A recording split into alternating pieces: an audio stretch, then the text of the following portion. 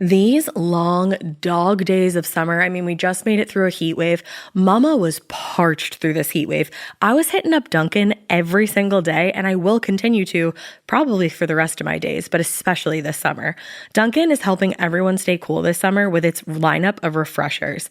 These drinks are packed with bold, fruity flavors and served ice cold. It's amazing. Dunkin' refreshers are the perfect afternoon pick-me-up. I like to start my morning with them personally, and then sometimes I go back for a second one because I'm just feeling crazy.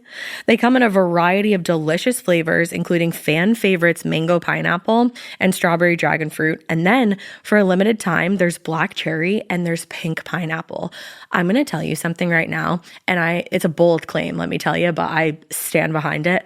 Pink pineapple will change your life. It is so good. It has me feeling like I'm sitting in a pool, resort side, just living, honey. It's so yummy. Try your favorite flavor with green tea, sparkling water, lemonade, or Dunkin's all-new limeade. I haven't tried the limeade yet, but I'm going to. Usually I get my drinks made with green tea and occasionally lemonade, but I do really like the green tea. Or if you don't want to build your own, try one of Dunkin's curated refreshers like the Cherry Lime Ricky or the Ultimate Pink Daydream. The Cherry Lime Ricky, scrumptious. I could drink like 3 of these a day. They're so freaking yummy. Head to Dunkin' today and find your favorite refresher. Dunkin' refreshers contain less than 1% fruit juice. Limited time offer. Chilling crime cases are mysterious, but finding coverage shouldn't be. With the State Farm Personal Price Plan, you have options and can personalize your plan to help create an affordable price so you can get back to cracking all of life's bigger cases. Talk to a State Farm agent today to learn how you can choose to bundle and save with the Personal Price Plan. Like a good neighbor, State Farm is there. Head to statefarm.com to get a quote. Prices are based on rating plans that vary by state. Coverage options are selected by the customer. Availability, amount of discounts and savings, and eligibility vary by state. Hi, Ryan Reynolds here for Mint Mobile. Are you looking for a beach read this summer? May I suggest your big wireless bill? It's got suspense, mystery, a slightly flat, emotional arc, and a shocking twist where you realize you've been overpaying the entire time. Fortunately, though, Mint's story is better. Every plan, $15 a month. Even unlimited. That's it. Happy ending. Zero tears. Give it a try at mintmobile.com/save. Upfront payment of $45 for 3 months, $90 for 6 months, or $180 for 12-month plan required. $15 per month equivalent. Taxes and fees extra. Initial plan term only. Greater than 50 gigabytes may slow when network is busy. See terms. Hey, weirdos, I'm Ash. And I'm Alaina. And this right here is Morbid.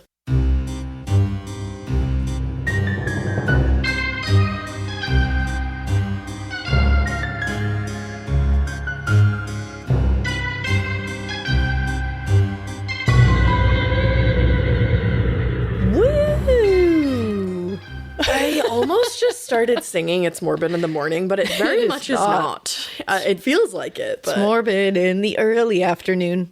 Yes, that was so beautiful. It doesn't flow as well. You could say just morbid in the afternoon. All right, fine. I What guess about you're that? better at this What about than me. that? It's because it's my origination station. Your origination station. Your I hair like looks it. really good today. Wow, thank you. It really does. I washed it. You should do that more often. Actually, I'm just kidding. Don't do it more often. The amount that you're doing it is great. I haven't washed my hair in a week. Hey, good for you. Thanks. You're not supposed to. Don't wash your hair. But I did wash it. It was due. Yeah, like sometimes needed you are to. supposed to. Yeah, sometimes it needs to be clean. Confusing advice that I'm giving here. I'm like, you washed your hair. Good. Do that more often. You shouldn't wash your hair, though. Do it often. No, don't. Yeah. Don't do that. It's No. been a week for mine. I'm like, oh shit, it's been 12 hours for mine. Well, yeah, no, that's good, though. But thank you. You're welcome. Everybody notices when I wash my hair or put on makeup, which is like an interesting commentary on my life. Oh, but, same here, though. But I love it. Every time I'm like, hey, like Gwendolyn, our barista. Gwendolyn, this are you morning listening? Said, I love your makeup. And I was like, I actually wore some today. So thank you for commenting on that. I wish we could tell you the Starbucks we go to. We very much can't because it's scary. But Scary. because don't triangulate your own location. But I just wish that everybody could experience our barista because she's our barista and not yours.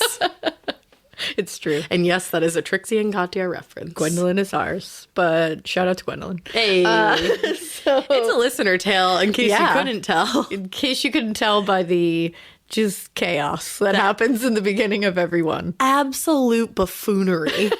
Also, as I was opening my mouth to say that, my jaw like cracked really a lot. I heard that. Yeah, it kind of hurt. And I could see you're like, when it happened. Yeah, I was like, uh-oh. Like, ooh, because she just opened her mouth while I was talking and waited for me to finish with her mouth open. I do that sometimes. And then she started talking. You know why I do that? It's because I am, according to TikTok, I have ADHD like the rest of you. Yeah, I was going to say. Like all of us. But... Oh, there it is. Did you lose it? No, that was the ADHD. People with ADHD, I guess, like interrupt people more often. Like, again, generalization, who knows?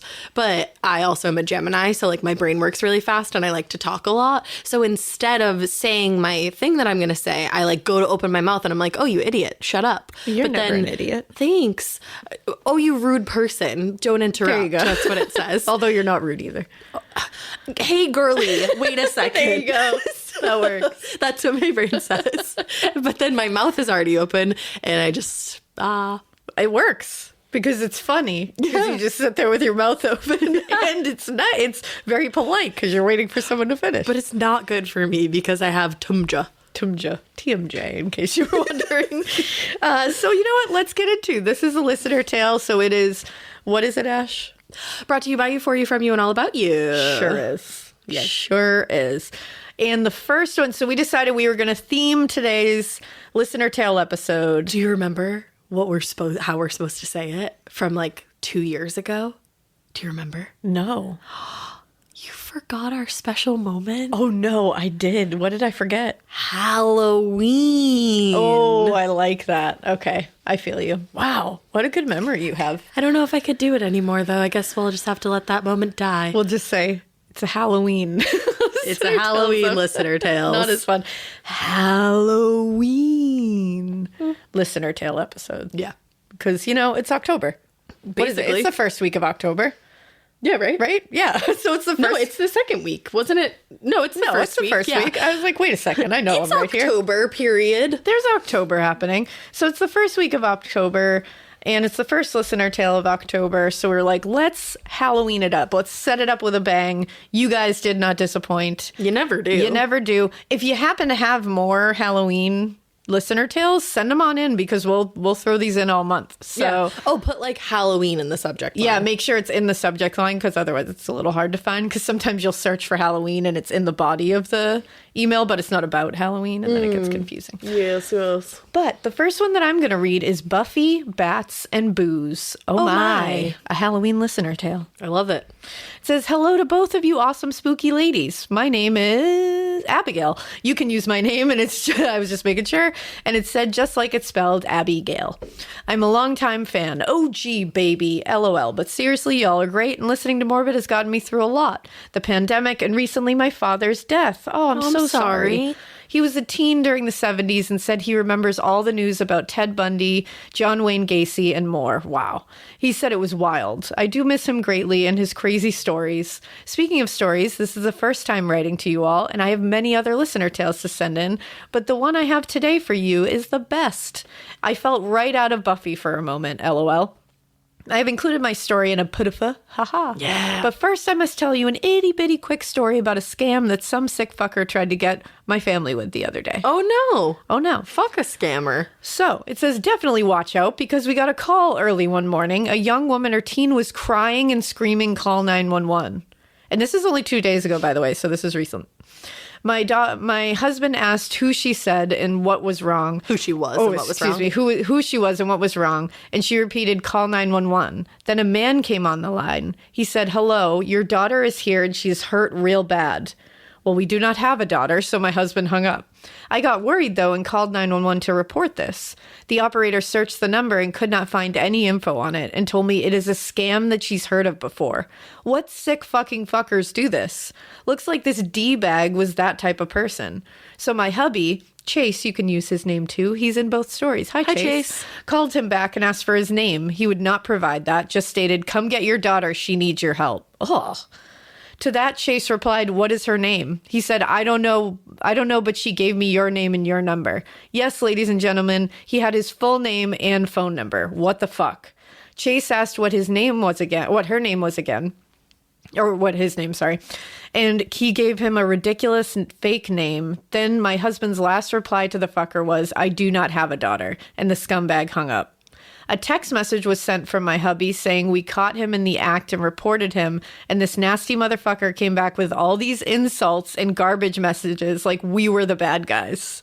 The nerve. Whatever. He was just salty we didn't fall for his tricks. So yeah, that's what happened. I just cannot believe the lows of this scum will go for money. Geez, go get a job like the rest of us. But I digress. That's also so confusing because I'm like, what the hell? Yeah, like what the... well, you know what it is? Because I've heard of these happening before. And like usually they target like older people who will fall for these things. They just do it until they find someone who does have a daughter. And they pretend that they have their daughter. So fucked. Or they'll say that the daughter or the son was in a car accident and they can't get on the phone, but they had your number in their phone as mom and dad. So I called you. You have to like, you know, they'll like, I don't even know what it's for. It's basically to get money in some way. But people do that. And they prey on people that like... that love their families. Wanna, like help their families. But that's so fucked. But I've heard these come around in like cycles. These happen. So just everybody be aware of that because don't want anyone falling for that. I've heard of them going different ways too. I actually saw a TikTok recently, and I don't know how true it is because I know like sometimes things get a little crazy when they're reiterated. But this one TikTok was saying that like this girl showed up on somebody's porch and she was like, they thought she was bloody and she was screaming like, call 911, like please let me in, like they're after me. And this couple was like kind of a little bit like they were like, I don't know what's suspicious of what was going on. Yeah. And when they didn't let her in, they saw like she got into a car with two guys. Oh, I've actually heard of that kind of thing happening. Yeah, and it's like, what were they gonna do? Just be really careful, everybody. I just don't answer my door if I don't know who's at the door. Honestly, don't. Because I've seen like things where, you know, somebody will come up and say like, can I use your phone to call 911? Always, if you're talking to someone outside of your house that's saying, can I come in? Say, I'll call for you. What happened? You got to stay outside. You got to stay outside. Never let that person into your house. No, like as much as you want to help people. And, you know, we have told stories where people have been hurt and like have been able to be helped. But I think it's just such a scary world these days. And I think a lot of those incidents were like in the past. Yeah. So far in the past that things have changed so much now where it's incredibly more dangerous. Yeah. And as long as you can help by calling 911 or something, you're doing your help. Right. Like you're doing what you're being smart by protecting you and your family, but also taking care of someone else. Mm-hmm. Just a little PSA.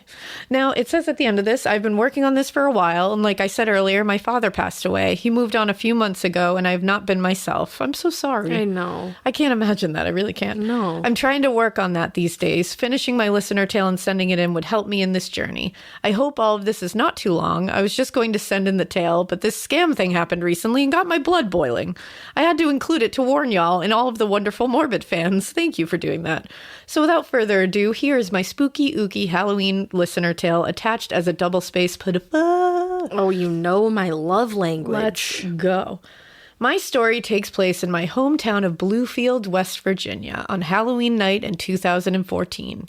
My husband, Chase, and I rented a small home downtown. Not a fancy house, just a first home type of deal.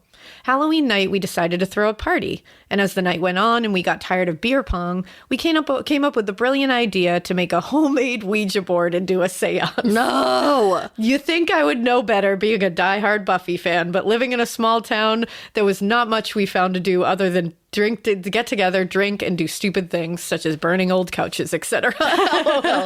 We did our research online. Yeah, we did the damn thing. Not.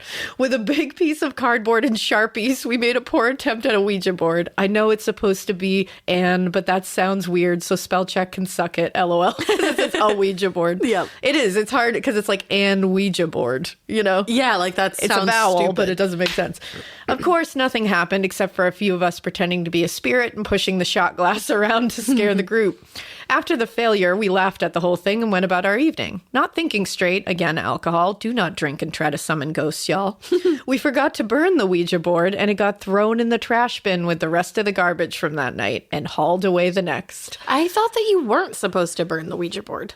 I don't know. There's varying things. So I don't think there's one like strict belief system for what works. So But she says, I realized this too late and thought, oh no, hope that doesn't come back to bite me in the ass.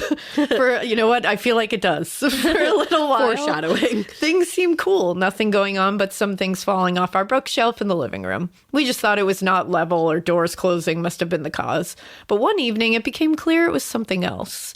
I was home alone watching TV and painting my toenails. Right after finishing up, I was still leaning over with the polish in one hand and the brush in the other when I felt something bump onto my hand. Nope. Goodbye. At that moment, the polish was knocked from my fingers. Now, you would think it would have just fallen straight to the floor, right? Nope. The bottle made three circles, and then fell to the floor. What? I felt a little crazy, like that didn't happen, but clearly on the carpet, there were 3 bright pink circles. What? I even left it for Chase to see to make sure I wasn't cuckoo crazy bananas. LOL. He saw it too and mentioned things have been falling off the bookshelf. We shook it off and left it well enough alone.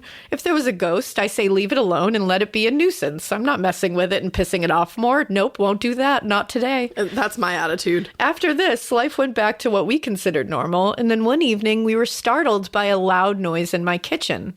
My husband went in and turned on the light, and a bat flew down from the top of our cabinets, scaring us half to death. No. Scared as fuck, but wanting it out of the house, we eventually chased it outside with a broom and mop. So scary. Thinking things were over and it was a rogue bat, we went about our lives. Yeah, we should have learned better by now. Uh-oh. We did live in West Virginia after all, and the wildlife is abundant and does make its way into your house every once in a while. A few days passed, we were sitting on the couch watching TV, and another bat flies into our living room. This is Alaina's dream, by the way. This is pretty great, even She though bats are loves like bats. super disease-ridden. Yeah, true. But Like, I feel love bats, so... Yeah, I feel like this is weirdly your dream. I'd be like, oh, we gotta get it out. Like, I'd be so excited, but like, oh, we gotta get it out. They're also, like, if you do end up having a bat problem, they're so expensive to get out. So hard to get out of your house.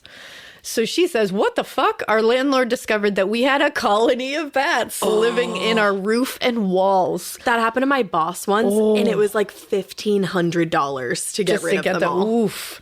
We moved out of that house shortly and never had any issues after that. We fully believe we let something out that night. Too many coincidences and weird things happening to convince me otherwise. Just saying. So yeah, the lesson of this today is alcohol does not mix well with seance. LOL. Oh, and scammers are terrible, horrible people. Watch out. Thank you, Alaina and Ash, for all that you have done for us morbid beasties and besties. Y'all are fantastically awesome, spooky ladies. Peace and love, Abigail. Aw, Abigail, you're so sweet. And I really hope that helped to write that down. Like, helped you get through what's going on losing your dad. And I wish you had a picture of the nail polish rings. I know. I want to see it. Because I believe you. I'm I like, do I too. need to see this. But I can picture it in my head, and I wonder if it's the same thing I see. Yes. But if you ask Ash, you did, in fact, release something with that fake Ouija board. Yeah, you did. Yeah. So it's a Ouija board. It's not It's fake. that. Like, you made it. It It's a exists. Ouija board. It's like when people are like, is that a fake bag? I'm like, it exists. Are you It's a seeing bag. it? Like, shut up. You made a Ouija board.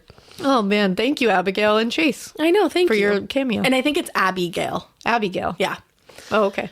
But yeah, thank you, guys. Thanks.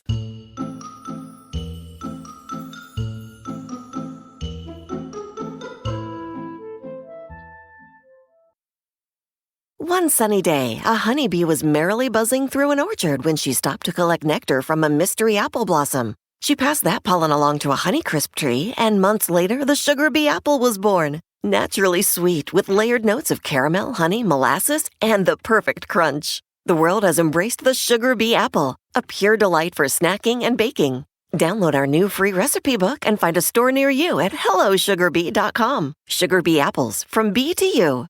Waking up exhausted, foggy, and running on empty? For me, one of the missing pieces was magnesium support.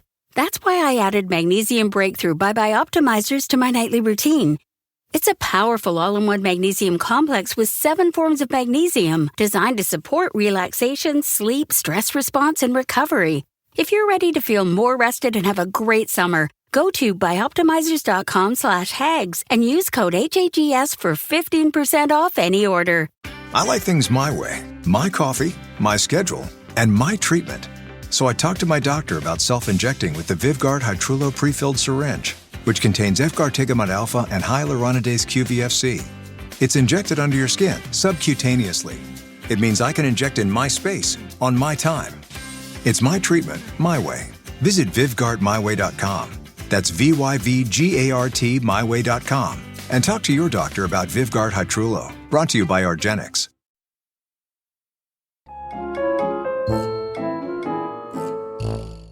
So the next one is listener tale. The night I was stranded on an island in Massachusetts during a nor'easter and a ghost kept calling the police. Yeet. I love that. I love when it just ends. Yeet. I love it. Hi there, you beautiful magical weirdos. My name is Deanna, like Damien Eccles' witchy, gothy, misunderstood girlfriend. Oh, yeah. I totally love that you brought it there. And they said, I totally screamed, "That's my name!" when she came up in the West Memphis 3 episodes.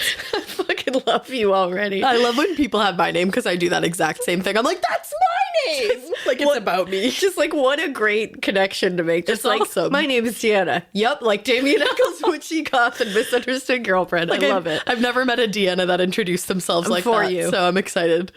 Oh, man, that was great. I fucking love you both, and as a native Mainer, I love listening to other New England gals talk about spooky, fucked up shit. Yeah. Every time I listen, I feel like you're my hashtag BFFs, and we're hanging out shooting the shit. We are your BFFs, and we are shooting the shit. Thank you so much for bringing so much joy and murder to my life. No problem. Alaina, congrats on the book. It is Thank you. Bold, underlined, italicized, amazing. Ooh, all the font choices. Thank you. Amazing. And you should be so proud of yourself. How many people get to say that they're a New York Times best-selling author? Thank you, Deanna, you witchy, goth, misunderstood Damien Eccles' girlfriend. tinyurl.com/The Butcher and the Red, or at Target, BJ's, Walmart, or Kroger near you. There you go. Ash, I literally squealed when you announced that you and Drew were engaged. I did Me too. too. Finding your person in this shit show of life is truly a gift. Also, True. I cannot wait to see the wedding pics, mostly your wedding dress, because knowing you is going to be hashtag fierce. It is. Thank you. Can confirm. I got my wedding. I don't think I even said anything about that. Yeah, I got I think my you wedding posted dress. it. Yeah. Oh, yeah. I posted it on Insta. But for those of you that don't Partake in the social media sludge. yeah, I'm not going to be partaking much longer. Now But, that Elon Musk has bought Twitter, I was like, bye. Oh, I immediately deactivated my Twitter. Yeah. High five. Yay. I was like, ooh, this is not the place for me anymore. But yes, I did get my wedding dress, and I think it is pretty fierce. I cried. Nobody prepares you for what an emotional day that's going to be. It is very emotional. I cried. Especially, it just like brings out all the like, ooh, I got to spend the whole of this life with my person. And it's so special because my grandparents bought my wedding dress. So Yeah. I love them. But anyways, la-di-da-do. Feel free to use mine and my friends' names. I like attention, same. And we'll make everybody I know listen to this if you read it. Also, I know this is long, and I feel like I should tell you to edit it as needed. No way. I worked fucking hard on this, and you never shorten people's stories no. anyway, so fuck it. Read the whole goddamn thing, Will please. do. I've attached it as a double-spaced size 14 font putifa. I was almost about to burp. Sorry. Thank you for being my best friends who I never met and don't even know I'm alive. Now we do. And enjoy the story of the night that I was stranded on an island in Massachusetts during a nor'easter and a ghost kept calling the police. Let's fucking go, Deanna. Also, just a quick thing to say at the end of this, like how she's like, thanks for being my best friends I've never met. And I feel like lately it's like hit me even harder that I'm like, you guys really are. Like whenever I get to like we get to talk or see one of you like at the book signing and all that, I was like, oh shit, you like really are. Yeah. Just like best friends that we've never met. Like every time we would meet someone, I was like, no, we know each other. And like I meet you and I'm like, wow, I like you so much more than like people that I've known for 14 plus I'm like, years. shit, where have you been all my life? Literally. Like, damn. So thank you for saying that because we really do feel the same way. We truly, truly do. All right. This story takes place in Massachusetts, kid, on Plum Island, which is connected to Newburyport, Massachusetts by a small bridge. Remember that piece? It is important later. I got it in my noggin. Me too. I also love that you did this size 14 because my eyes are just focusing. Your eyes are just like, yeah. They're like so pleased. Living. One of my best friends from college, Matt, was a park ranger on Plum Island for a few years. On Halloween weekend, I haven't heard it called that in so long. Wow, nostalgia. On Halloween weekend of 2018, me and our other friend Jake went to visit.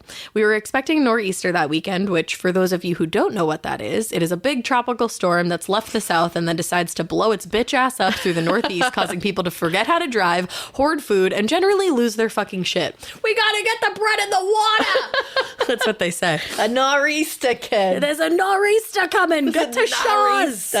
In reality, they're usually not that bad and are more of an excuse to stay home and eat said hoarded food. 100% truth. Anyway, my friend had his housing provided to him through the park service and was living in an old lightkeeper's house. Big fucking red flag right here. But for some reason, I decided to run towards this red flag and not away from it. Probably because I didn't have your podcast to warn me. I arrived that Friday night to Matt's house and enjoyed catching up with my friends who I hadn't seen in a few months. All is normal. We're talking about Halloween, eating candy, watching cartoons on Netflix because duh. Matt tells us a bit about the house, how sometimes the heat acts funny and doesn't work, but that he generally likes living here. He does warn us that sometimes if storms get too strong, the bridge on the island floods and people get stuck out here until low tide, something likely to happen tonight. Fucking lovely. At this point, nothing in the house was screaming, "I'm haunted, bitch, buckle up." Imagine if it did, though. I would love that. If I ever haunted a place, I would literally just go, "I'm haunted, bitch, buckle up." Just warning. But the vibes were definitely a bit off. But I'm an anxious bitch, so I just thought it was my own bad vibes. It finally gets late enough that we decide to go to bed. I was staying on the second floor in my own room in the eastern corner of the house. My friend Matt was in the room next to me, and Jake was downstairs on the couch. Matt also had a coworker who lived in the house with him, and her room was on the other side of his in the western corner. So I brushed my teeth, put on my warm PJs and fuzzy socks, yes, a must for an old New England house, and settled down into bed to play Candy Crush so I don't slip into a merry-go-round of internal doom while trying to fall asleep. Alaina plays Candy Crush before bed too. I do. I also play Best Fiends, and I do little brain games. Look at you. Yeah. I watch TikTok before bed. By this point, the wind has really picked up and is slamming into the houses, making everything creak and shake. I try to fall asleep, but I just can't. Something feels off. Everything seems too loud, too unsettled, and I have this weird hypervigilance that I can't shut off more than just my normal anxiety. I'm tossing and turning all night, and mixed in with the sounds of the storm, I keep hearing somebody walking in the hallway. My rational self told me that it was either Matt, Jake, or the roommate, but my weirdo self was like, girl, this is some fucking supernatural shit. Despite my gut telling me to peek at my head out of the room, I was not going to be that bitch that goes looking for ghosts in the middle of the night on an island during a fucking nor'easter on Halloween weekend with a full moon. I love a good bit of trouble, but not the supernatural kind. Needless to say, I did not sleep that night. Morning finally comes and I pull my tired ass out of bed to go eat breakfast. I ask my friends if they or the roommate were up during the night and walking around, and then tell me no, they slept all through the night. I told them that I heard footsteps in the hallway and how I was literally terrified all night and couldn't sleep. They just sort of looked at me like I was crazy and chalked it up to the sounds from the storm. Fine, guys, whatever. Fine, guys. Like, I'll just go fuck myself. Shortly after this conversation, while we're all still sitting at the breakfast table, somebody loudly knocks on the front door. Matt answers, and it's a police officer. Now, being a small, mostly law-abiding white girl who hates being in trouble, I have literally no reason to be afraid of the cops, but I still am. I don't know, man. A cop just showing up at your house first thing in the morning while you're still in your PJs just isn't a good thing. yeah, it's just got bad vibes. Yeah, It's like you're like, something bad happened. Yeah, What because like, happened? why would you be here if anything good was happening? Yeah, they're not coming to be like, you guys are doing great. Yeah. Bye. No. Like, it's good if something bad happened here. Exactly. The officer tells Matt that they got several calls from this address last night, but every time dispatch answered, no one was there. They would try calling back, but the phone would just keep ringing and nobody would answer it. What? Matt tells the officer that the only landline on the property is across the yard in the barn, and that the barn stays locked, and only certain park staff have the keys to open it, but that none of them live here. I am about shitting myself at this point. Who the fuck was calling the cops in the middle of a fucking nor'easter from a locked barn? Nope, I'm done. Yeah, I will no. fucking swim across that bridge to get off this haunted spit of land. I've seen Shutter Island. This does not end well. Bye. Amazing. I love you. So the cop goes and peeks in the barn, finds nothing, and leaves. My friends are a little weirded out at this point. But Just a Matt, little? I know, I'd be like really weirded out. But Matt, who besides being one of the chillest people I know, is also highly logical and scientific, so he just kind of shrugs it off. But not before nonchalantly telling us that this has happened before. Matt. You got to share that information. Also, Matt, what's the logical explanation for a locked barn being opened in the middle of a nor'easter and somebody calling 911 multiple times but not picking up the phone when 911 called back? Yeah, my brain would have a hard time making sense of that. How do you logic that? I do not. Not me. I'm sorry, what? You have a literal ghost who walks the halls and calls the cops and you're just fine with it? I can't. Thankfully, my friends decided we should go into Newburyport for the afternoon and get off the island, and luckily the tides and storm cooperated with us. We ate grilled cheese, yes, and soup. I bet it had to have been tomato. Please tell me it was. You have... Oh, can we get that? Oh, yeah, no, we already got great. lunch for the day. We should do that tomorrow. Make a note. Make a note. Thank Grilled you. cheese and tomato soup. Absolutely. So we ate that from a sticky wood-paneled restaurant, bought a board game from a toy store in somebody's basement, and watched the massive waves breaking over the sand dunes and flooding the parking lots and streets. We finally have to go back to the house, but eat pasta for dinner, so at least I'm not scared and hungry. I was going to say, so there's a positive. Yeah, pasta always makes things better. That night, I am way too fucking terrified to sleep alone in my room, so I make Jake drag my mattress downstairs and I sleep next to him on the floor. Good call. I was finally able to get some rest, but I woke up multiple times throughout the night and always felt like someone was watching me. Fucking disgusting. Nothing else weird happened that weekend, but I was fucking glad when it was time to go and I could get the fuck out of that house. Flash forward to a few months later. I'm catching up with Matt and Jake again, and Matt just casually mentions that he talked to his coworkers about how I was convinced the house was haunted. And apparently they go, oh yeah, one of the old lighthouse keepers hanged himself in that house. Oh. Excuse the fuck out of me? Part of me was terrified that I actually did spend the weekend with a cop calling motherfucker undead lighthouse keeper, but a bigger part of me was thrilled that I was right. I'm a Sagittarius, so you know I have to be right all the time. I'm a Sagittarius rising, and I just realized why we're friends. I'm a Capricorn, and I also have to be right all the time, so this would also please me greatly. Oh, no. You have to put the whole effect on it. You're a Capricorn and a Virgo rising. Yeah. You have to be right all the time, or the world will explode. Literally have to. I'm just a Gemini, so even if you don't think I'm right, I am right.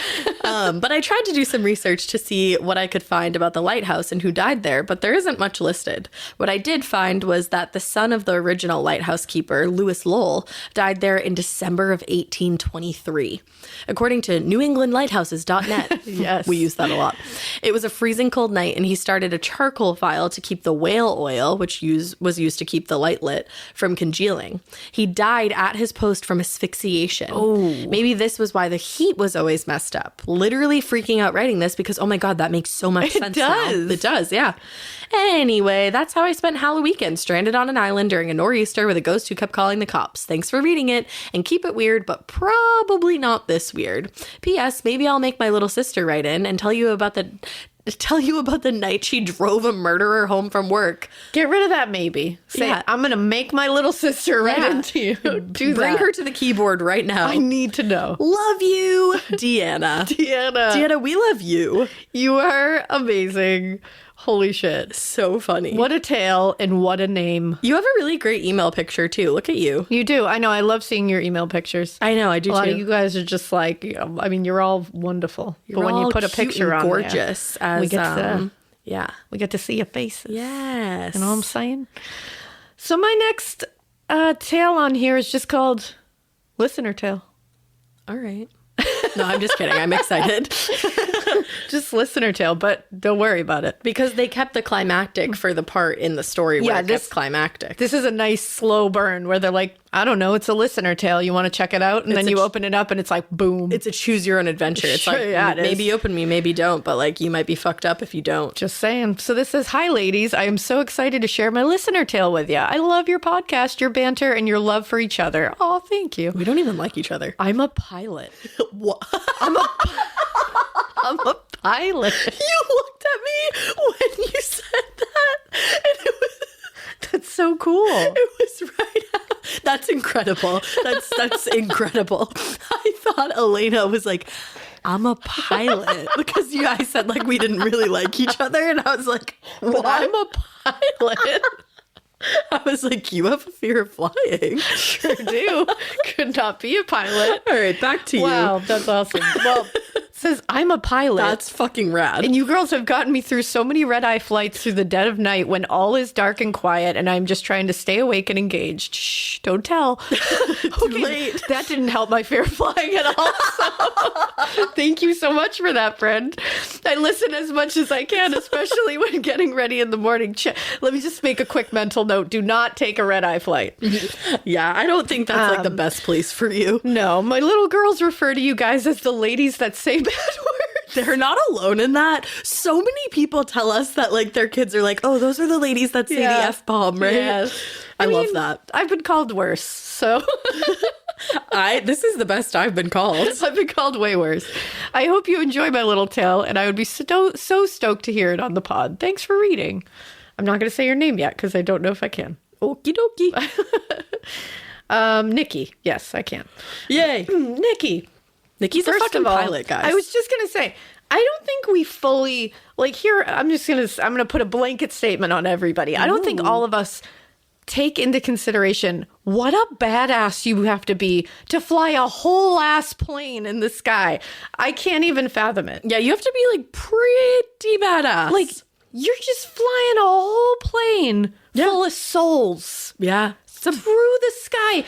Thousands and thousands of feet up there. And then for you thousands and land thousands of miles sometimes. Yeah. And then you just land it. Yeah. And you just go, have a great vacation, everybody. And nobody's like, what the fuck did you just do, pilot And Mikie? you do it multiple times a day. So that's just wild. That's why Pilots, hell, you're crazy and awesome. Yeah, that's why I'm always super, super nice to the flight attendants. And then if you do get, you know, like when you go on, sometimes you'll see the pilot. Yeah. I'm always like, thanks so much. Yeah, because I'm like, no, really. Yeah. Thanks so much. Like, I you even are used to amazing. thank the bus driver when I would get off at school. Yeah. And like a few other people did, but like a lot of people don't. I know, and it's like, these are people responsible for your safety. Yeah, so say thanks. And they do a good job. Say thank you. Say thank you. So thanks, Nikki. Thank you, Nikki.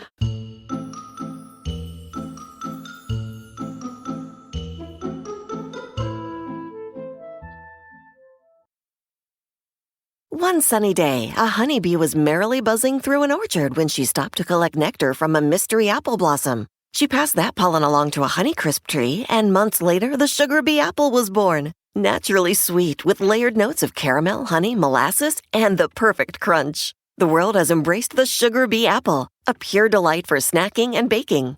Download our new free recipe book and find a store near you at hellosugarbee.com. Sugar bee apples, from bee to you. Waking up exhausted, foggy, and running on empty? For me, one of the missing pieces was magnesium support. That's why I added Magnesium Breakthrough Bye Optimizers to my nightly routine. It's a powerful all-in-one magnesium complex with 7 forms of magnesium designed to support relaxation, sleep, stress response, and recovery. If you're ready to feel more rested and have a great summer, go to byoptimizers.com/hags and use code HAGS for 15% off any order. I like things my way, my coffee, my schedule, and my treatment. So I talked to my doctor about self-injecting with the Vyvgart Hytrulo pre-filled syringe, which contains F-gartigimod alpha and hyaluronidase QVFC. It's injected under your skin, subcutaneously. It means I can inject in my space, on my time. It's my treatment, my way. Visit VyvgartMyWay.com. That's VYVGART MyWay.com. And talk to your doctor about Vyvgart Hytrulo. Brought to you by argenx.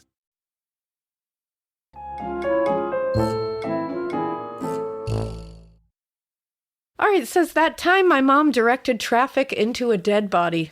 Oh. So you see why that listener tale Buried subject the line lead. was a very smart ruse to get us in here. Oh, I like that word. It says backstory. I was 14, living in Colorado, 1994. My older brother Jeff, who was 6 years older, was in college. He was a good-ish football player and was the kicker. He had earned himself a scholarship to play college football. Cool, right? Wrong. Ooh. This was a partial scholarship at a tiny college in bumfuck Kansas that literally no one had heard of. Oh. So every weekend, my parents and I had to drive 10 hours to watch the games. Oh, because they were Fuck that. so proud. Naturally, my football hating ass had to come and support him. Ugh. Yeah, that sounds terrible. I'm not going to lie. Football is, I'm sorry, America. Football is like watching paint dry. And there's new rules every 5 minutes. I'm trying to understand it, but it's real hard. Actually, Trid explains football to me. I saw the wheels turning.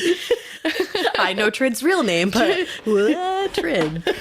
Yeah, Trid did explain football to you. Yeah, through a whole in real entire time. game. Yeah, he didn't have to do that, but he made it more palatable than anybody else has. Of course he did. Still don't quite get it, but Go watch Trid and Sheena Malwani on TikTok because they're amazing. or YouTube, they have And they're YouTube also channel. just amazing humans, by the way. They've become our actual best No, friends. they're like amazing. Yeah. I would trust them with my life. In fact, we just talked to Trid for like an hour and 10 We minutes. certainly did. So, all right, back to the story. He literally ran on the field, kicked the ball, and ran off. I know that's tough, too, when he's the kicker. That's all you see of him. Yep. It was like 2 minutes of playtime, but I had to sit there and freeze my ass off pretending to cheer for the entire goddamn game. Naturally, my cheap-ass parents never got a hotel, so we would have to drive back home after the game through the night. Oh, so that's a 20 fucking hour That sounds back terrible. to back. Holy shit. But like, wow, that's some parental Yeah, you have good parents. commitment there. This particular game was homecoming and was on Halloween. You can bet your ass I was pissed to have missed Halloween for this of all things. That's shitty of them to put it on Halloween. Yeah, that's not cool. We began our 10-hour road trip home after the game at 8 p.m. I, a cranky teen, was shoved in the back of my mom's escort wagon with nothing to do but sleep. At about 3 a.m., yep, you heard me right, 3 a.m., I was awoken with startle to my parents saying, "Is that a dead body?" I popped up so fast to look out the window and saw the figure lying in the middle of the interstate. Oh, no. As we approached, we all assumed it's Halloween and probably a scarecrow or prank. My dad slowed, and as we got closer, we discovered it was definitely a man's body. We pulled to the side of the road and Mom got out. My dad was yelling at her to get back in the car, that she was crazy and you can't just get out in the middle of the highway. But her crazy ass just went anyway. Oh, she's an empath. I should explain that my mom, a 4'5" Italian lady, doesn't take shit from anyone. Hell yeah. And certainly doesn't ever listen to reason. I love her. She's amazing. She approached the body and kept yelling, "It's real. Oh my God, it's real." She was telling me to stay in the car, but for my dad to come help her. Neither of us moved. Hell no, we're not getting out of the car in the middle of the night on the highway on Halloween to what? Help her move a body? No fucking thank you. Yeah, don't touch that. It was pitch black and super creepy. There were no cell phones at the time, so we just had to wait for help to arrive. Oh my God. I didn't even think of that. Due to the time, there were very few cars out. Soon we saw headlights approaching. Did my mom get out of the middle of the road? Nope. She decided it was her job to direct traffic around this body, all the while my dad begging her to get back in the car. This is the best. This should be on a sitcom. What a chaotic scene. The first car was approaching very quickly and saw my mom, did not slow down, but in an effort to not hit my mother flailing her arms like a crazy person, the car diverted and went straight over the body. Oh. After the impact, they stopped about 10 feet past. The car behind them did the exact same thing. However, this car was going fast enough that they hit the body, went airborne, and literally landed with the front of their car directly on top of the rear of the previous car. On top of it. Oh. This was a disaster, and my mom had directed them right into the body. Oh, no. This is horrible. This is terrible. I am sure you can imagine the sound of the cars impacting the body at 70 miles per hour. It is something I will never forget. Oh. At this point, chaos ensues. Bone-crushing, cars colliding, my poor mother screaming in horror. My dad is yelling at my mom, "You directed them right into him! Get back in the damn car!" The drivers of both the cars were obviously terrified and screaming, looking between the body and their super fucked up cars. Because they're probably like, oh, fuck, We did hit I kill somebody him? that was walking. I'm pretty sure drunk from the Halloween fun they had. Their cars were piled on top of each other, and the body was still wedged under the last car. Oh, It was my. unreal. Eventually, a truck driver stopped and was able to radio for help. We stayed for questioning, and I remember listening to the officers and my dad yelling at my mom for the myriad of shit she had done wrong. Ooh, but as soon as the officers started yelling at her, I'd be Yeah. like, back the fuck up. Back up. Do not yell at me. That's my mom. What would you do? We later found out that the man was murdered. Oh, shit. He was a college professor in Boulder who had been at a club that night. He was gay, and it was suspected that he was taken from the club he was at, murdered, and thrown from the vehicle. Why are people such What the shit? fuck? This was a senseless hate crime. I've looked back and have found nothing pertaining to this case. That's shocking. other than the one newspaper article we saw that Monday morning. It's shocking, but is it? Well, that's what I mean. That's shocking. Exactly. Like sarcasm. Right. The driver and passengers of the first vehicle sustained minor injuries, while the driver of the second was arrested for reckless driving and DUI. Oh, man. Needless to say, I didn't leave my parents' side for the next 2 days. I couldn't stop picturing and hearing the man's body being completely decimated right before my very eyes. Oh, that's terrible. I can safely say this was the worst Halloween ever. Thanks for listening. Oh, man, Nikki. What a tale. Oh, my God. Nikki. Bonkers. My goodness. I am at a loss for words. Me too, and that doesn't happen a lot.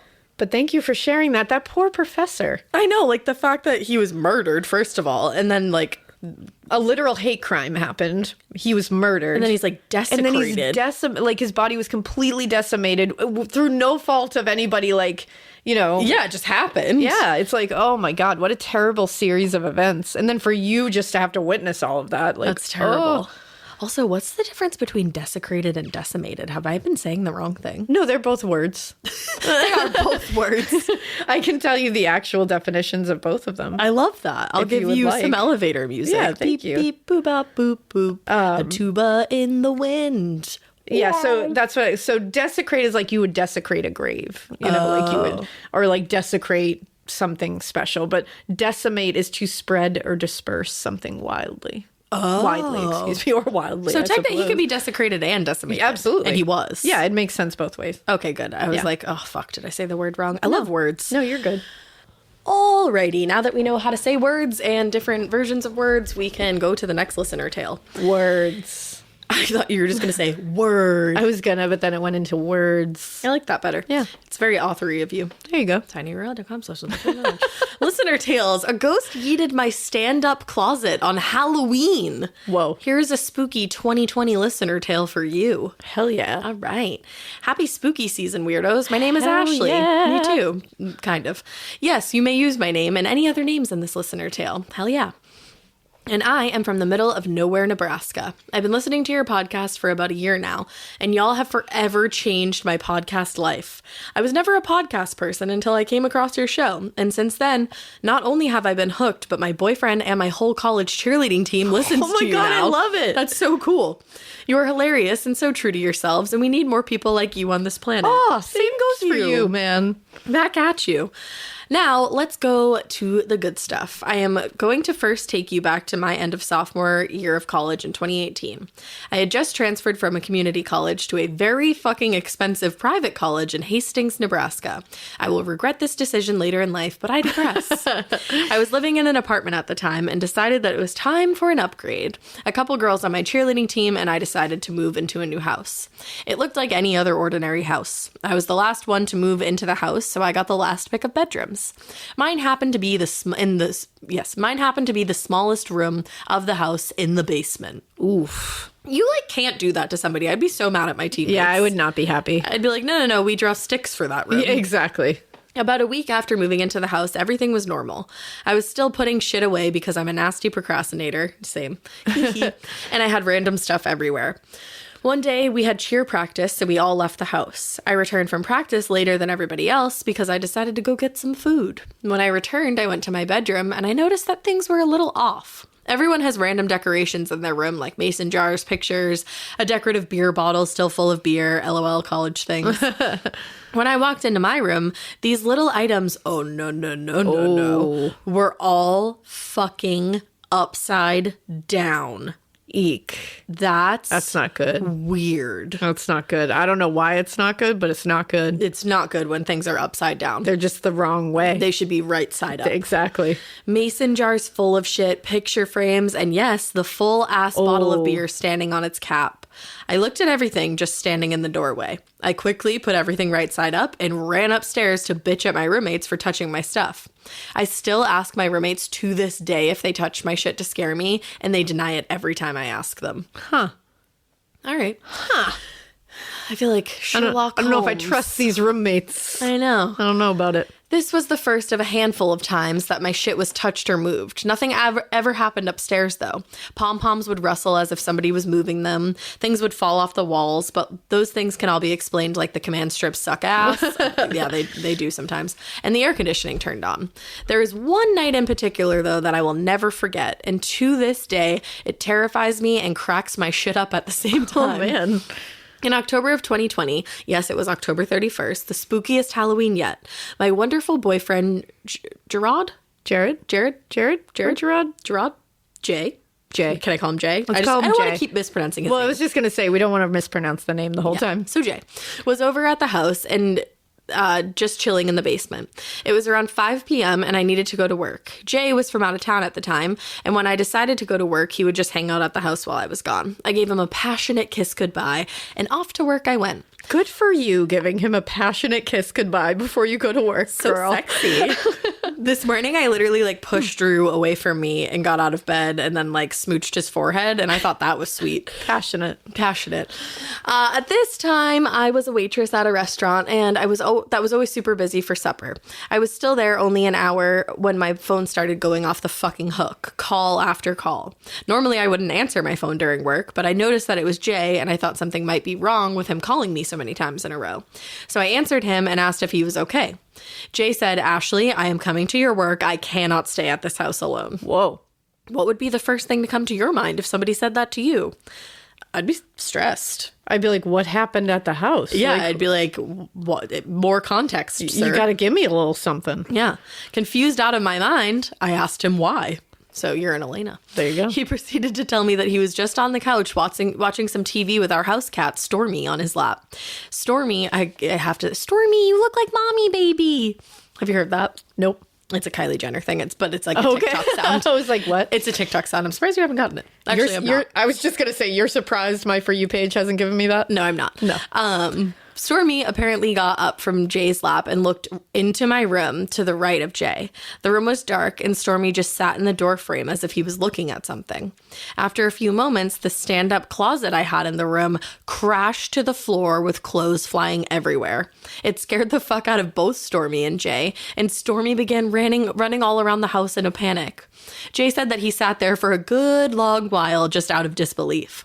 He quickly picked up all my clothes that were thrown. You could tell that he put them away in a hurry. And left the house. That was so cute that he actually stayed to pick up your clothes. I can tell you with full certainty that Drew would have ran the fuck out of there. Clothes be damned. John would have put the clothes away very neatly. Absolutely. More neatly than they had been put away the first time. He would have color coded them and then thrown some away or donated some. Not in the right spot. No, not in the spot that I put them. Spots. He would totally change it, and then he would donate a bunch. Yeah, the pink bags everywhere. He's a minimalist. That's another TikTok sound. When he came to the restaurant, excuse me, to tell the story again, I just could not help just to laugh. What else was I supposed to fucking do? And the thought of a ghost yeeting my entire closet on the floor was just fucking hilarious. It is pretty funny. Didn't think this was amusing at all. This stand-up closet had never fallen on its own before or after this night. There were too many clothes on the rack for it to just topple over on its own. Honestly, when he told me what happened, I was more interested than scared. It had never done anything to me. Maybe it just didn't like my taste in clothes. What the fuck, man? Everybody's got an opinion nowadays. In May of 2021, it was time to graduate and move to the big city of Lincoln, Nebraska. Nothing has been thrown or moved since October, so we're doing all right. While going through so much fucking random shit I'd accumulated over the years, I noticed something odd in the storm shelter, which is a room right next to my bedroom. I see random bags of clothes, books, decorations, and glass. Shattered glass all over the floor. There happened to be a light fixture right above that shattered glass. Somehow, sometime within the past month of me going through everything to move, the light bulb unscrewed itself out of the ceiling and fell to the floor. Now, I don't know about you, but I've never had a light bulb do that before. No. Not really a normal occurrence, especially when I rarely ever go into that room. I would like to think it was one last hurrah from our ghost before we all moved out of the house. I love that. We now refer to the ghost as Quinn. Cute. We do not know if they're a boy or a girl, so we keep it gender neutral. I often talk about Quinn when I get together with my college roommates and kind of miss my stuff being thrown around. Life was more exciting with Quinn around. Since the new people moved into that house, I wonder if Quinn is living with them or giving them any hell, lol. I really hope so. This was a shorter story, but I hope it made for a good story. I love you guys, and thank you for reading. Have a very happy, spooky season, friends. Your morbid friend, Ashley. Ashley, that was like an adorable ghost story. I like that, Quinn. That one was really cute. I like it a lot. I like that Quinn you have. And you know what? We're going to go right into a pretty gnarly story. Okay. This one is called The Time My Leg Got Straight Zooted at My 18th Birthday Party. A stabbing parable. Your leg got zooted? I think you got stabbed. I don't think your leg got high. Hey fam, here's the story of the time I got stabbed. Yeah. Homegirl went to town. The doc is 9 pages, but 5 of those pages are pictures. That's okay. Also, I think this is right up Ash's alley for reading purposes. Too bad I'm reading it. We're the same age, and my cousin is the same age as Alaina. That's kind of fun. Oh, that's Enjoy. Cool. Embo. Let's see. I hope I do it justice because... You will. You know. All right. Hey, I fam. can't read even. I want to start off by saying that I love your podcast and I just can't get enough. My cousin introduced me to your show while we were on a COVID-conscious road trip out west. I graduated college in the dead center of the 2020 COVID lockdown, and this was our celebration months and months later, yeeting ourselves into nature. Yeehaw, I guess. My cousin is 35 and I'm 23. I love that. We're both top-tier true crime junkies, and I consider us to be soul sister best friends. Aww. So I feel pretty confident saying that there's no other duo out there who vibes more with your podcast than us. Ooh. We're really picking up what you're putting down, to say the least. Are you smelling what we're stepping in? I love you guys already. I could tell you stories about our road trip and how we repeatedly felt like we might be zoinked out of existence in some sketchy places along the way. But for this email, I'm taking you back Raven Simone style to 2015 on the night of my 18th birthday party. Ooh. That's so Raven. It's the future I can see. There it is. She recently came out and it's not Raven Simone. It's Raven Simone. I had no idea. Yeah, I guess she said that like Disney didn't like how that sounded or something. That's fucked up. Yeah, it's real fucked up. You can't rename people. Damn, but that's they did. crazy. All right, Raven Simone style to 2015 on the night of my 18th birthday. The main reason I decided to send this story is because of Amy's February listener tale about being shot and what it felt like. I really resonated with what she went through and decided to go ahead and send my story in. Now, no one was deliberately trying to murder me, but I came pretty fucking close to dying, so I figured this story might make the cut. I just typed that and realized it's accidentally a pun for my life. LMAO. Quick aside, for legal reasons, you can call me Embo.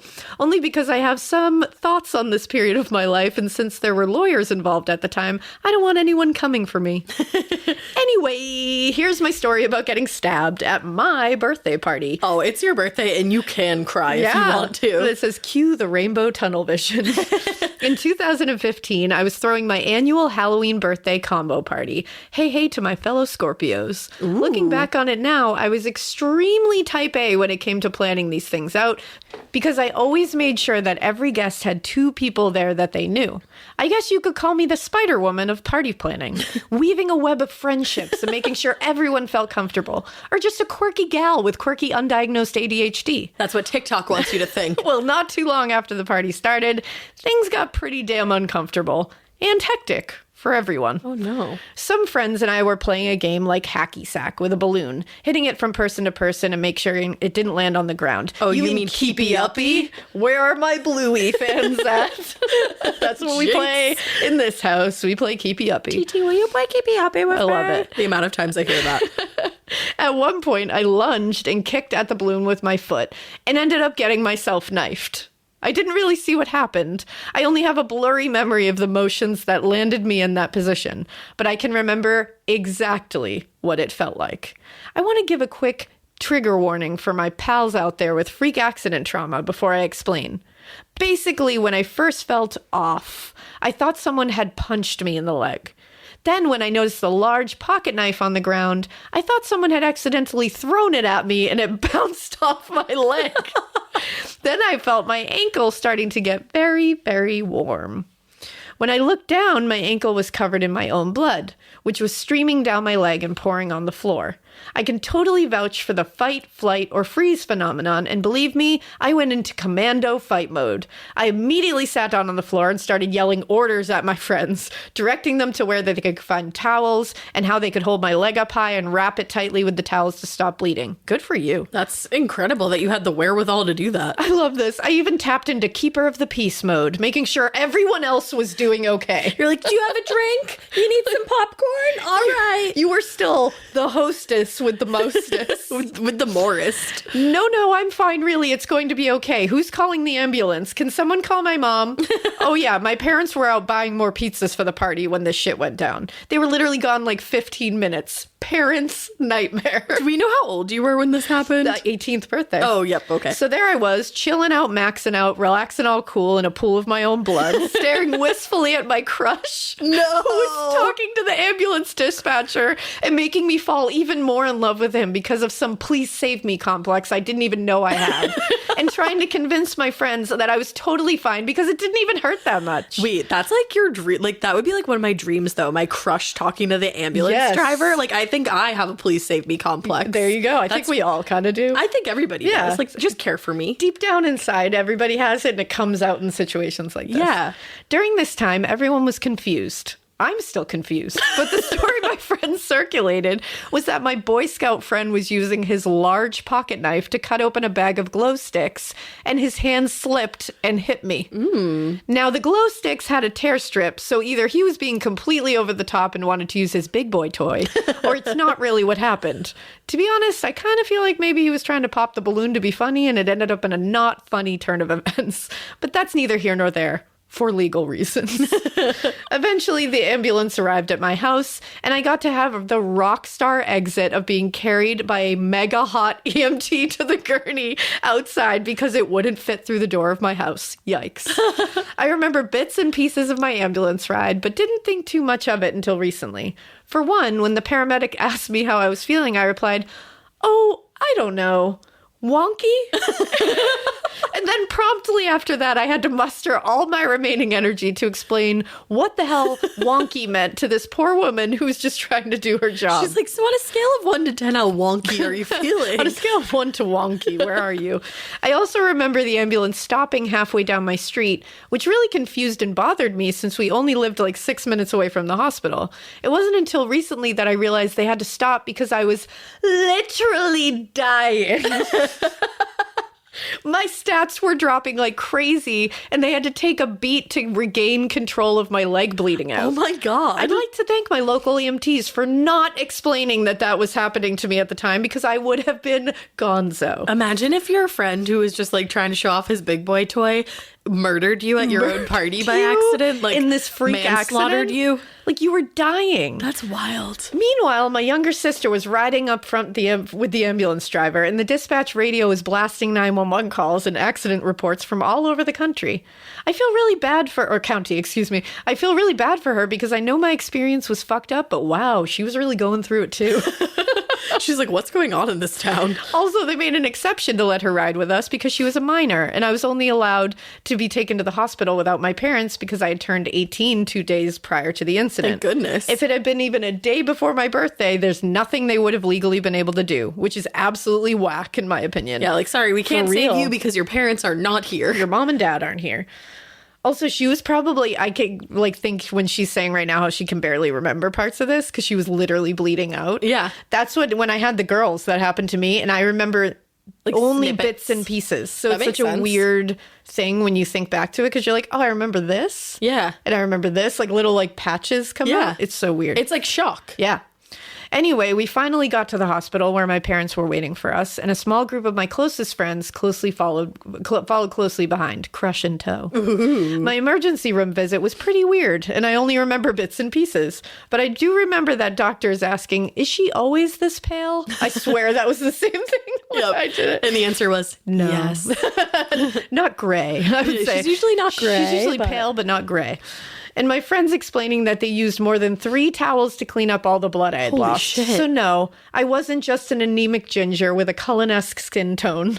Also, I can't remember the name of the procedure, but I was put in the same machines as Amy, where the techs let you, it'll feel like you're peeing, but don't worry about it. Is that a CAT scan? Is that a cat scan? I know, I don't know what happened there. It must have been whatever they, like, it might have been like a spinal or something. Oh. I'm not really sure. I think it was a CAT scan, and they were like, it's going to feel like you're peeing, but you're not. Maybe. Honestly, I don't remember that part of Amy's story, so I don't know what machine that was, but you're probably right. And let me tell you, I was worried about it. I really came out of the machine in my woozy state of consciousness like, listen, I know you said I wouldn't pee, but I'm totally not sure, and I'm really sorry if I did.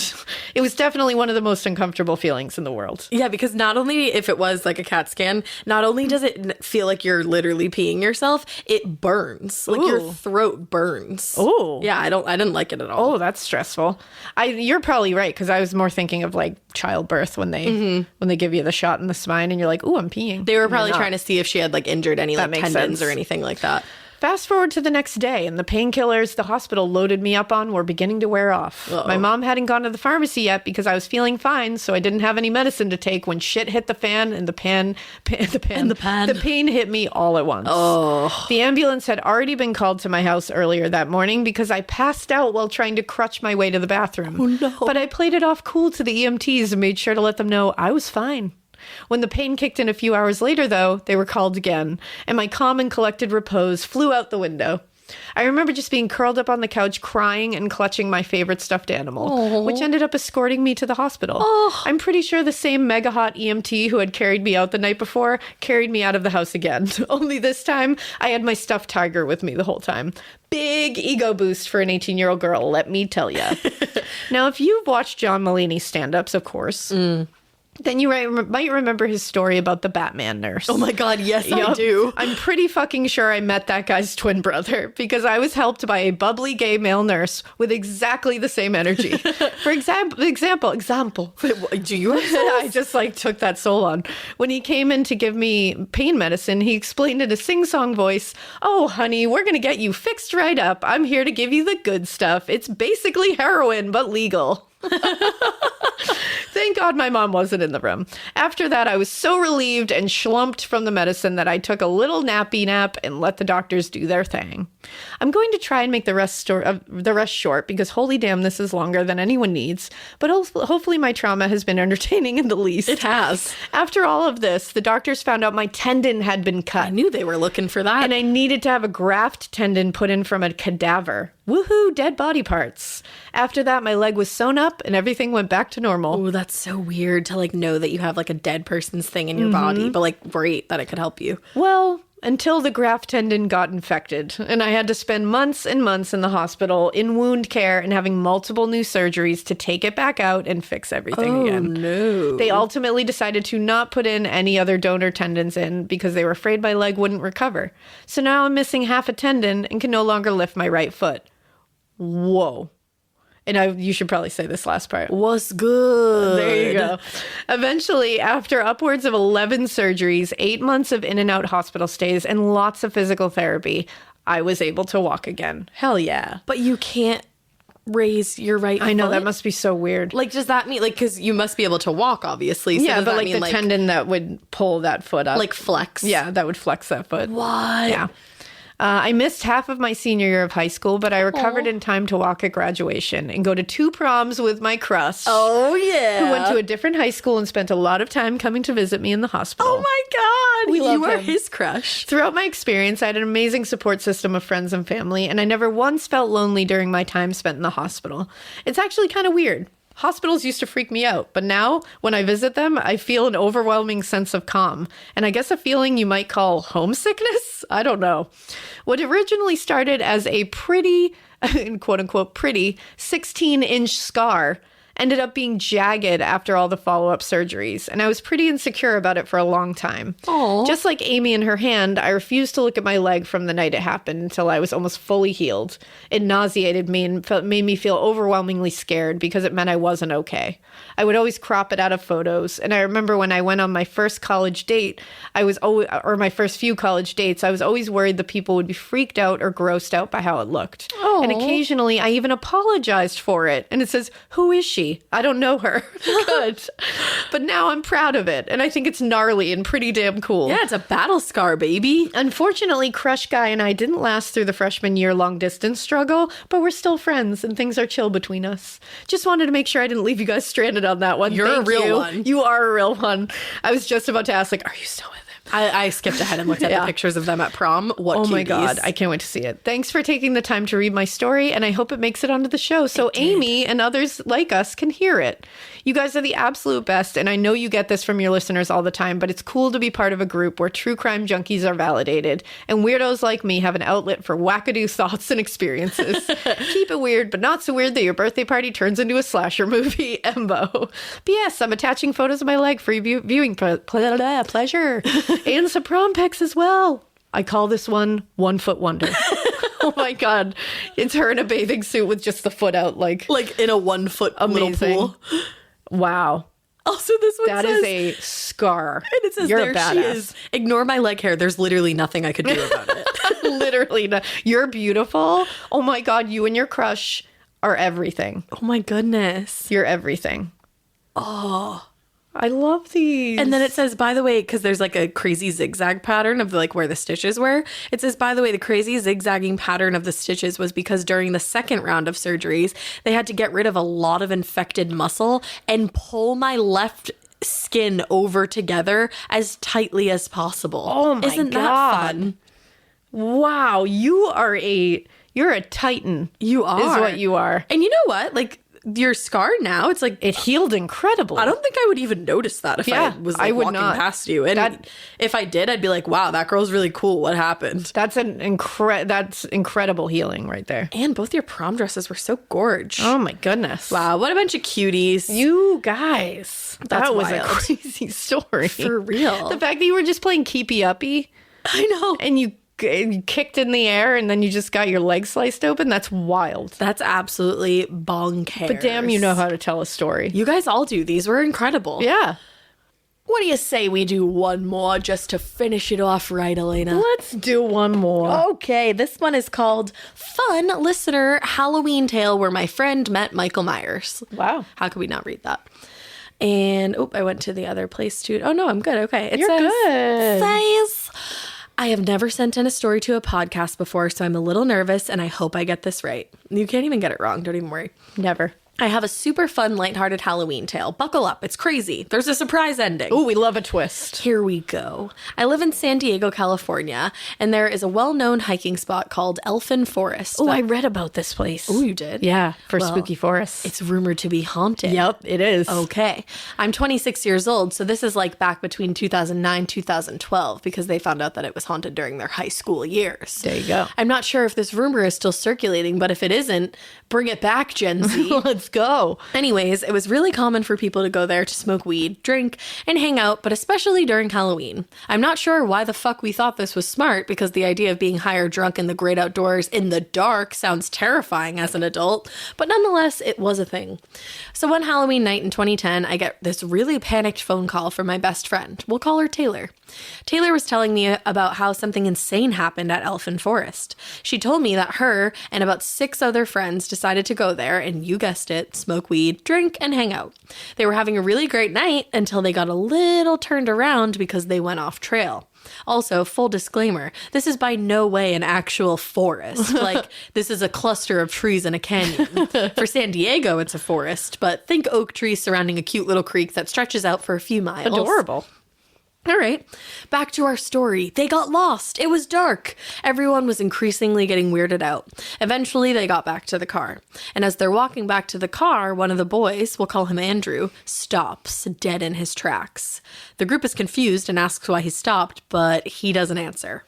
After a few moments of silence, they see what he sees, and they are absolutely stunned in fear. There is a man in a Michael Myers mask standing in the dirt parking lot holding a fucking knife. That's just Michael Myers. That's actually just Michael Myers. That's just Halloween. On Halloween. That literally is it. Halloween. Halloween. Now, somehow they were calm at first, thinking that it was another friend in the group playing a joke. But after making a quick count of everything, they realized that it is indeed not someone in the friend group.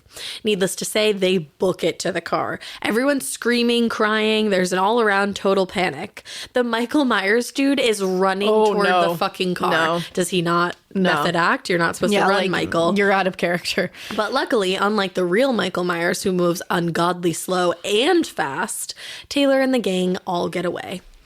I'm glad.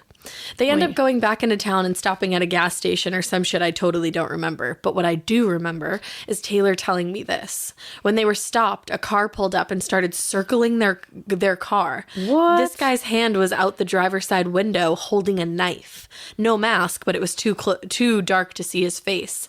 Everyone freaks out again. Oh my God. And they drive back to Taylor's. I'd be like, wow, this Halloween was a bust. Yeah, I'd be like, fuck that Halloween. Being 15 years... Oh, my voice just cracked. Yeah. Was that puberty? Maybe. Being 15 years old and hearing Taylor tell me this story, I was mortified. But this is where it gets funny and weird. So fast forward from 2010 to 2012. Silly bands are in. Wow, was that really when silly bands were in? I feel like they were in before that. I don't even know what that is. Oh, did you not remember silly bands like from my generation? No, I was getting married in 2012. I don't think I was around silly bands. Yeah, no, and that's the thing because what are they? Silly bands, they were like little animals that were like bracelets, but it was like animals or like I don't remember if they were I don't like even know what food those ones, but they were cool. They were never really cool, but it was more when I was in like freshman year or like even like middle school. Yeah, I don't know. I never knew. I never heard of them. Yeah, silly bands. They got banned at my school, actually, at my middle school. What are they? Weapons? No, but like people were getting distracted. I was like, what? Because people would like trade them and stuff like that all the time. Oh, like Pokemon cards. Yeah, exactly. When I was in school, Pogs. You lost me there. Yep. Wow. Yep. But it's 2012. Silly bands are in. You can't wait for the final Twilight movie to come out. You still have a Tumblr. Whoa. That's not I didn't related. have that either. You were excited for the new Twilight movie. We liked Twilight a lot. Oh, yeah. For All right. sure. So we're all graduated and was with an old high school friend named Hazel. We were spending a ton of time together during Halloween, in particular, binging scary movies. One night, we were going to her house with two boys I'd never hung out with before to watch some movie about the Jersey Devil. While we were watching the movie, something about the plot made me think of what Taylor had told me a couple years ago. I told Hazel and the boys, and Hazel was like, "Holy shit, that is terrifying," while the boys began to laugh hysterically. Huh.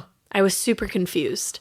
After laughing, one of them explained how they would dress up like Michael Myers every Halloween and go to Elfin Forest to scare people. Oh, no. My mind was so blown, I had no idea what to say, but we called Taylor to tell her, and we all had a good laugh about it. But he chased them to the car with a knife. It's like, dude, taking it too far. That's how accidents happen. That's a good way to get yourself killed. Yeah, or arrested Self-defense. at the very least.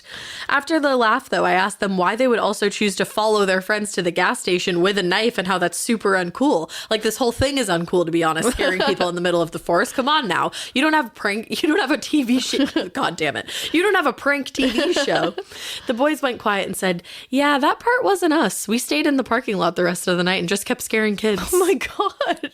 That's what terrifying. It was a wild Halloween wherever the fuck you were.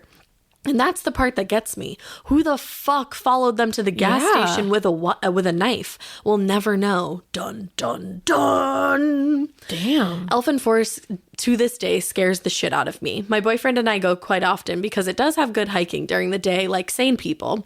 And we will hear human-sounding footsteps following us nearby with zero sign of a person around. It sounds nothing like the scurrying of an animal, I promise you. I often feel like I'm being watched there. It's only happened a couple of times, but needless to say, I avoid it during the Halloween season. Yeah, as you should, apparently. You definitely should. I hope you enjoyed my tale. I really love your podcast, and it's been getting me through this clusterfuck of a year that we call 2020. Whoa. Don't worry, we're in 2022 now. We got through it. I mean, it still sucks, but we're here. Happy spooky season, weirdos. Shane. Say it like Shane, but I'm a girl. Shane. That was a good one to end on because it was like, oh, that's funny and like spooky Halloween fun. But then it was like a weird twist. Who was that person at the gas station? Like, what the fuck was that? Halloween was wild for y'all back then. Damn, you guys are outrageous with these tales. Outrageous. I do that every time we say outrageous lately. Every single time. When I'm at a party. Outrageous when I read a listener tale. Wow. You're welcome. Gotta go. Yeah, with that being said, we do hope that you keep listening. And we hope you keep it weird. But that's the word that you start singing Britney on your podcast like anybody asked you to. Bye.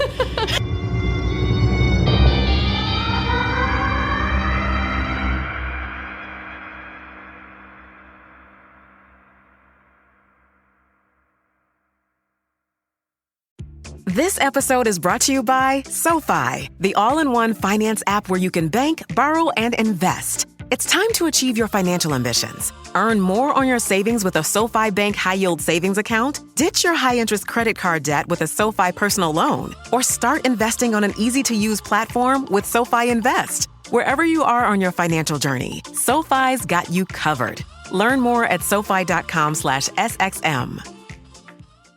Waking up exhausted, foggy, and running on empty? For me, one of the missing pieces was magnesium support. That's why I added Magnesium Breakthrough Bye Optimizers to my nightly routine. It's a powerful all-in-one magnesium complex with 7 forms of magnesium designed to support relaxation, sleep, stress response, and recovery. If you're ready to feel more rested and have a great summer, go to bioptimizers.com/hags and use code HAGS for 15% off any order.